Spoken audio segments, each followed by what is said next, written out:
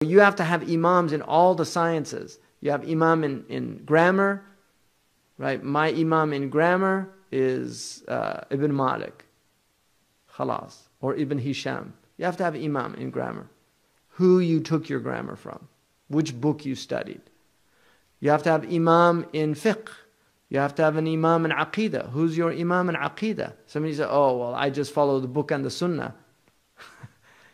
Who's understanding? The book and the sunnah have to be understood. So who's understanding it? Ibn Taymiyyah. Okay, then that's your imam in aqidah, is Imam Ibn Taymiyyah. So don't say it's the book and the sunnah, say it's the understanding of Ibn Taymiyyah. Now, the fact that the vast majority of ulama in the history of Islam after the 8th century were opposed to his understanding of many things in aqidah, that might not bother you. Maybe it doesn't. Maybe you think they're all wrong and he was right. That could be possible. Right? Highly unlikely, but it could be possible. You have to allow for that if you're honest about the nature of knowledge. But the Prophet said, be with the majority. The Prophet said, the jama'ah, yadullah ma'al jama'ah, be with the largest group.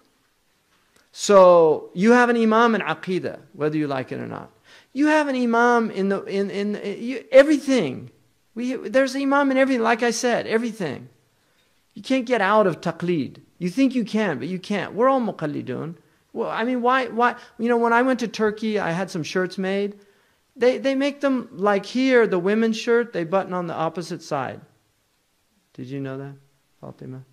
Yeah, men's shirts, they button on the opposite side of women's shirts. So when I got Turkish shirts, I found that they're on the opposite side, right?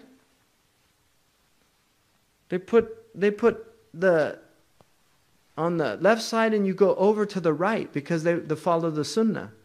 So they like to put the right over the left. Wallah, he told me that. I asked the khayyat, why you put this thing? He said, sunnah, brother.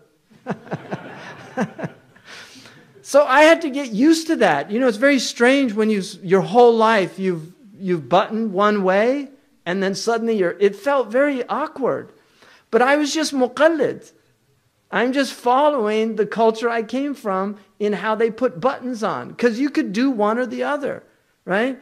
The egg, you know, people, when they crack the egg, some put the pointy side of the egg up, some put the broad side of the egg up. When you stir tea, like I was stirring tea once in front of this Syrian, this way, he said, la la ya akhi, that's the way they do it in Homs. In Damascus, we do it like this. So even in the tea, there's taqleed, right?